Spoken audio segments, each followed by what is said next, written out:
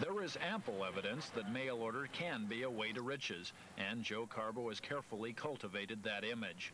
Just as it says in his ad, his office is located in an oceanfront house in Sunset Beach. Karbo says he rarely comes here anymore. He likes being a lazy millionaire and would rather let his staff run the business on a day-to-day basis. As Karbo explains it, selling things by mail is the lazy way to riches because you can get started without much money. You don't have the hassles of running a store, and you set your own work schedule. Beyond that, if you're selling something you believe in and have confidence in, and you're doing work you enjoy and are being remunerated for it, then I don't think you're really working. I think you're having some fun. Karbo's been around. He spent decades in advertising and sales. He even sold cars on TV.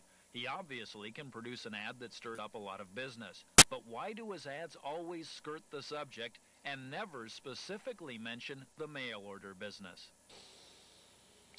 Well, the book isn't entirely about mail order. I consider the most important part of the book, the first part of the book, which deals with what I call dynapsych. And people characterize it as a book about positive thinking. And my counter to that is, no, it's a book about positive action, because you can think positively all you like, and if you sit on your keister and don't take any action, nothing's going to happen to your life. And actually, it was that attitude, or that change of attitude for me, that brought me from failure to success. Then why don't you emphasize the dynapsych more in the ads?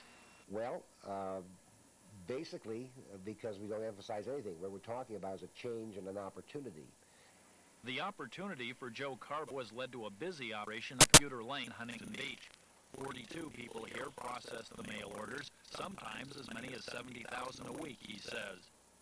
Karbo makes a point that he had made big money in the mail order business before he began selling the Lazy Riches book in 1973. But nowadays, Lazy Riches is the bulk of his business, as much as 90% according to his controller. In his ad, Karbo declares he doesn't need any more money, but he sure makes a lot of it, telling others to do the same thing he does.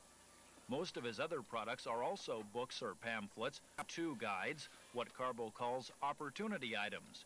Karbo says you too can create a similar business. In your book on page 82, you give some examples of ideas that people could follow up for pamphlets or booklets.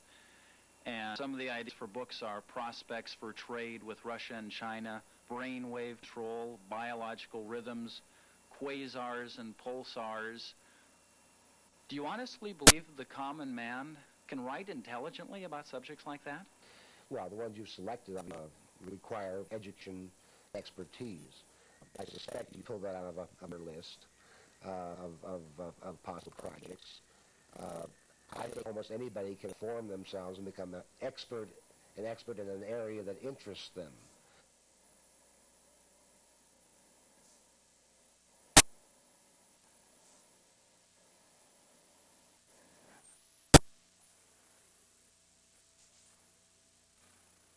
Anderson in the book is mail order sales, perhaps surprising, since Anderson's ad assures you this is not a salesman's job. Anderson's office is located in this building in a Garden Grove business center.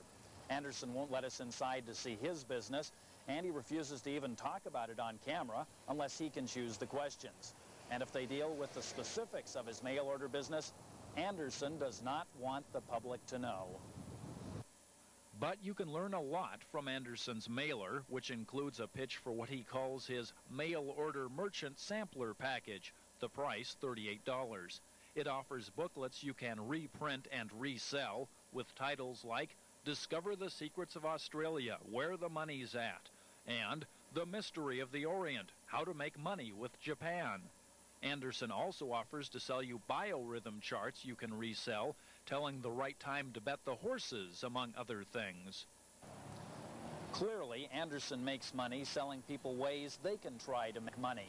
And Anderson has gone one step beyond Karbo. He gets you to sell his products, but he doesn't pay you to do it. You pay him.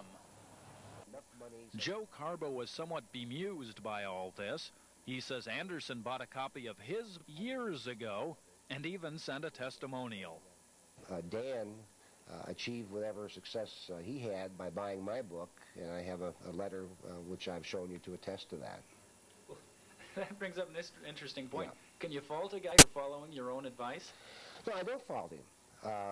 I only fault him when he encroaches on my copyright, and that I vigorously defend.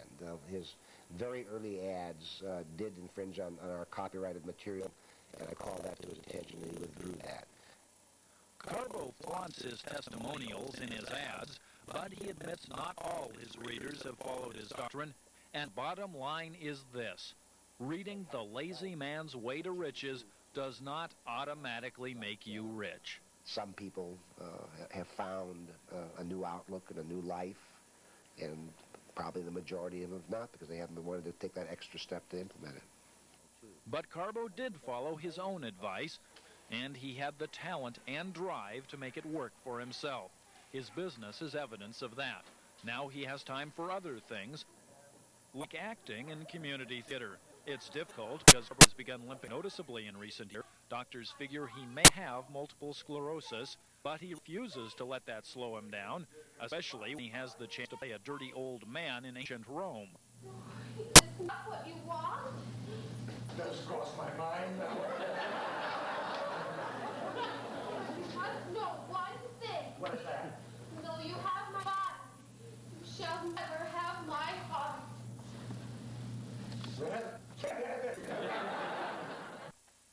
As a matter of fact, the theater is where Karbo headed as soon as we finished our interview.